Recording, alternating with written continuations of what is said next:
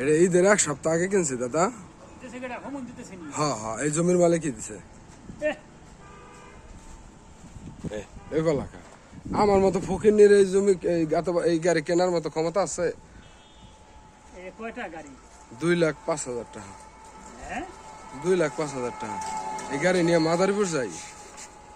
এই যে হলো জমি, ওই যে হলো বিল্ডিং, ওই যে কাজ করতেছে, এই যে একজনের বিল্ডিং, এবং এই যে হলো এই জমির এই যে হলো স্কুল, এই জমির এই যে স্কুল, এই যে দেখেন স্কুল। হ্যাঁ, এই স্কুল এই যে তালা মারে রাখছে। হ্যাঁ, নিষেধাজ্ঞা দিয়া তালা মারে থুয়ে দিয়েছে।